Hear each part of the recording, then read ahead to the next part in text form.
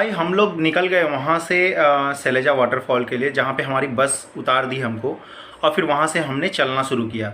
तो चलते चलते हम लोग को बहुत सारे बंदर वगैरह मिल गए वहाँ पे। भाई बहुत ही मज़ा आ रहा था, क्योंकि एग्जैक्टली जैसा जंगल होता है ना, एकदम इतना अच्छा लग रहा था ना कि मतलब आप फोटोज़ देखोगे ना तो आप खुद बोलोगे कि हाँ यार कुछ तो बात थी इसमें।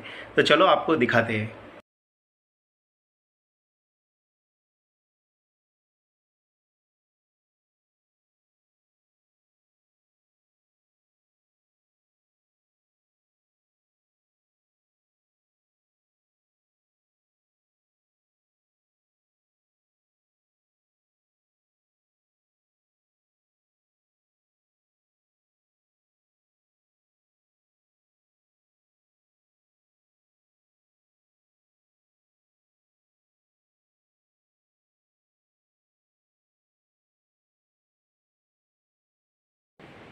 मैं आपको बता नहीं सकता हूँ हम कौन सी मुसीबत में फंस गए। हम निकले थे सलजा वाटरफॉल जाने के लिए। पहले हमें कहा गया कि ये 20 मिनट ही ऊपर है। फिर चलते चलते 1.5 घंटे हो चुके हैं। ये मेरी वाइफ है, तो इसकी हिम्मत गवाही दे चुकी है। पर्स मुझे दे दिया है। क्या बताओ, अब ना वापस जा सकते हैं ना आगे जा सकते।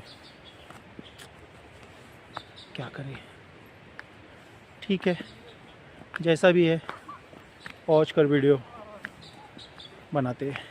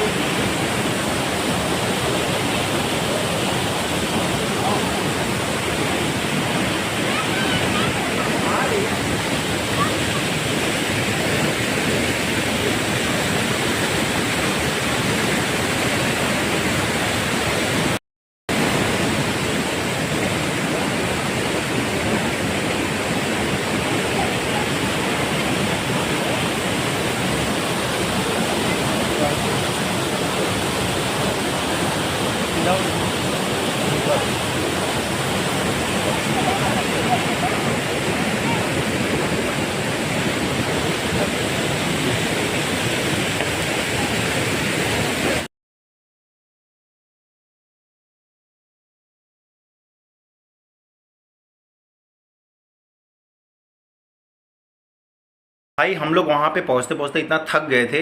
बस नसीब इतना अच्छा था कि वहाँ पे जहाँ पे वाटरफॉल था वहाँ पे एक दुकान थी खाने पीने की। एक नहीं, दो दो तीन थी दुकानें। और वहाँ पे मिल रही थी भाई पहाड़ों की मैगी। तो भाई मैगी मिल जाए और मैं छोड़ दूँ, ऐसा हो नहीं सकता था। और वहाँ की मैगी इतनी स्वादिष्ट मैं क्या बताऊँ, बहुत ही अच्छा लग रहा था। तो मैंने और बिशु रानी ने वहाँ पे मैगी खाया।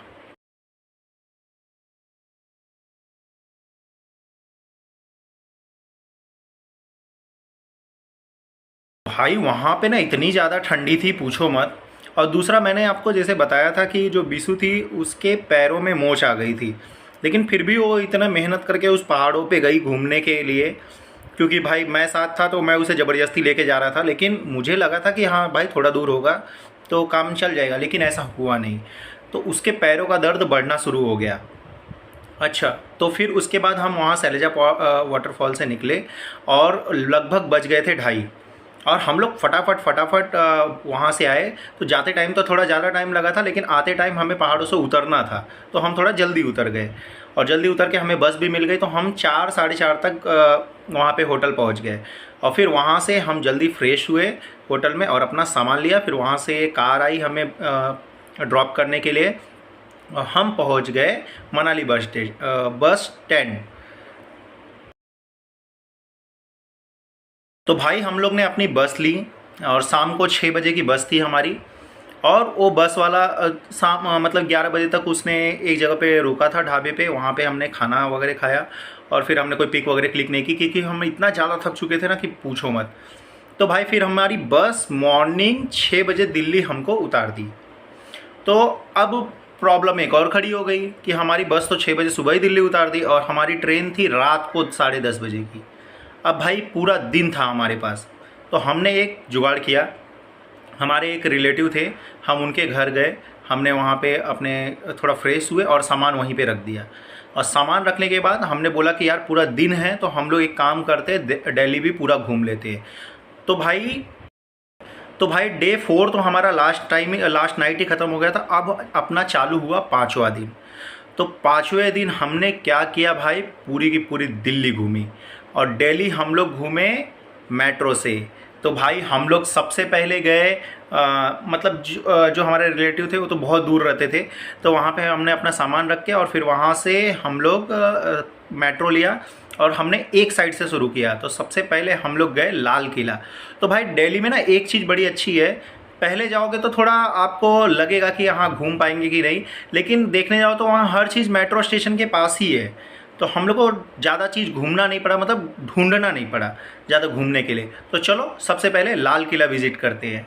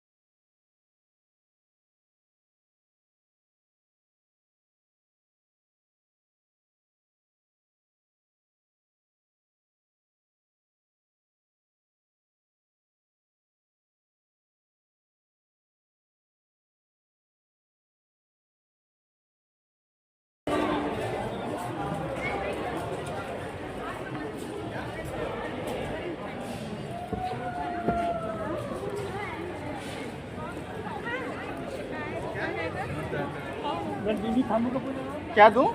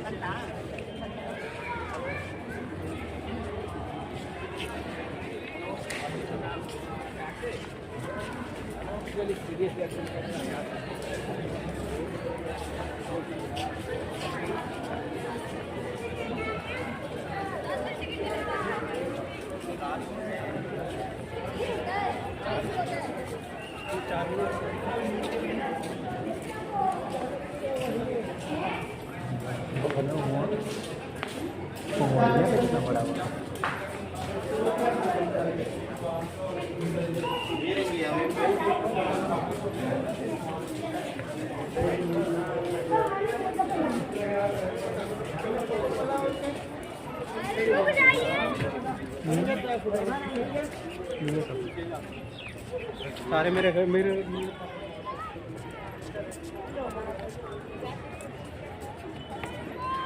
अगर मैं ठेवले इथे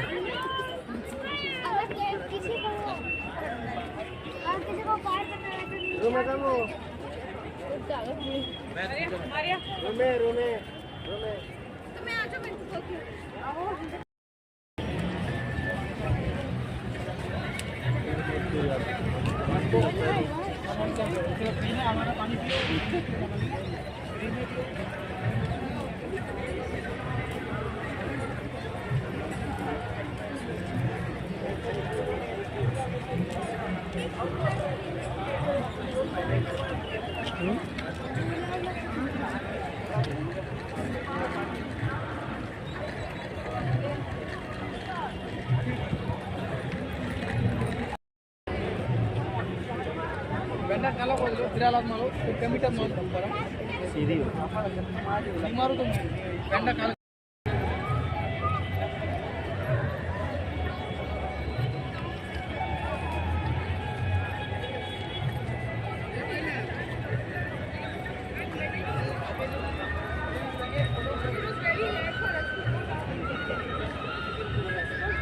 हमने लाल किला जो था वो घूम लिया।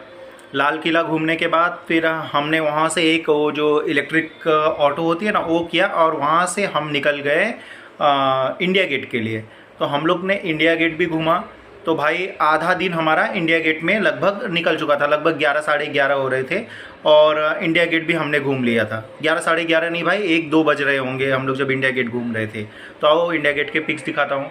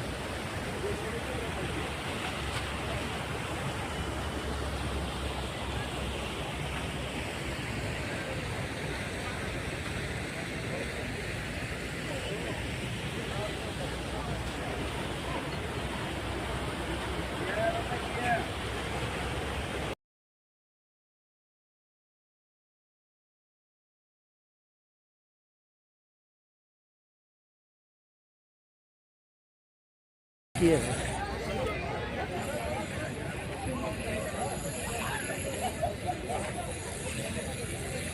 जाना फोटो जाने के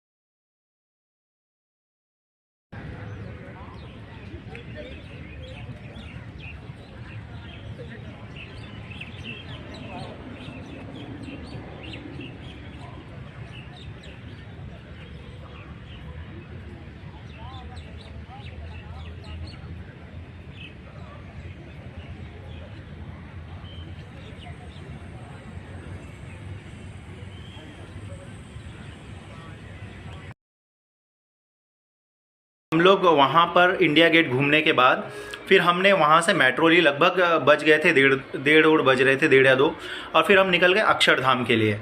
तो भाई अक्षरधाम मेट्रो स्टेशन से तो पास में ही था, अक्षरधाम मेट्रो स्टेशन से। लेकिन प्रॉब्लम ये थी कि वहाँ पे फ़ोटोग्राफी वगैरह कुछ भी अलाउड नहीं था। हमारा फ़ोन वगैरह सब कुछ रख लिया उन्होंने, इलेक्ट्रॉनिक चीज़ जो थी वो सब रख लिया। तो हम ना कोई वीडियो बना पाए ना फ़ोटो निकाल पाए। तो हमने फ़ोटो निकाले हैं और जो मतलब मैं आपको दिखाऊँगा, हमने वहाँ पर डायरेक्टली फ़ोटो फ्रेम कराए हुए थे। तो बात ऐसी थी भाई, अक्षरधाम इतना बड़ा था कि क्या बताऊँ। हम लोग घूम घूम के थक गए और हमारा टाइम हो रहा था, हमें वापस से शाम की ट्रेन पकड़नी थी। तो फिर हमें हमारा सामान लेने के लिए हमारे जो रिलेटिव थे उनके घर जाना था। तो उनका घर अक्षरधाम से ठीक अपोजिट में था, मतलब वहाँ से बहुत दूर था। तो हम लोग भाई जल्दी फिर अक्षरधाम हमने घूमा और घूमने के बाद हमें लग गई भूख।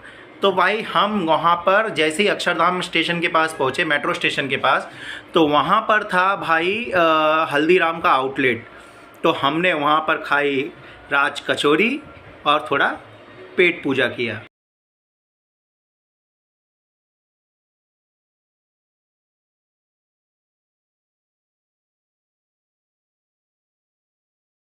हमने अपनी पेट पूजा की और उसके बाद हमें लेट हो रहा था और हम निकल गए अपना सामान लेने के लिए।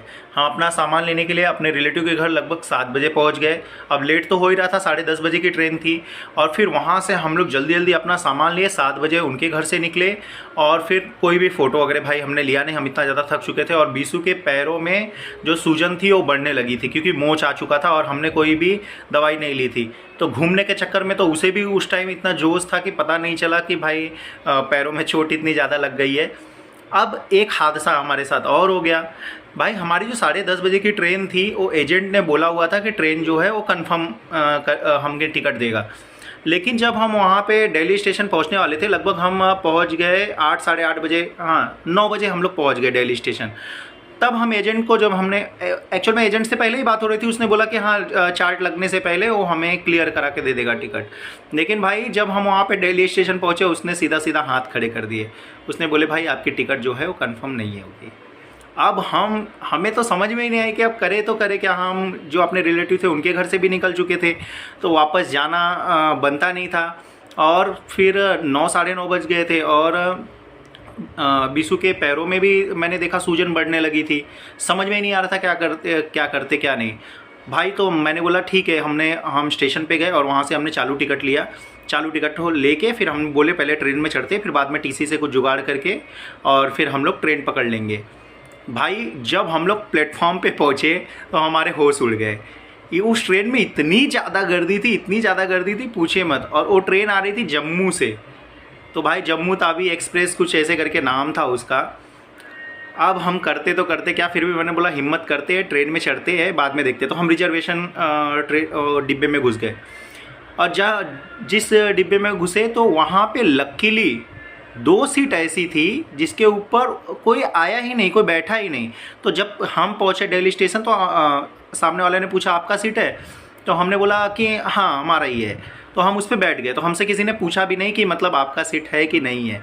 तो फिर भाई जब टीसी आया तो रात को मैंने 1 बजे टिकट बनवा लिया कि हाँ भाई हमारा चालू टिकट है और हमारा टिकट निकल नहीं पाया, आप एक काम करिए, जो फ़ाइन होता है फ़ाइन भर दीजिए।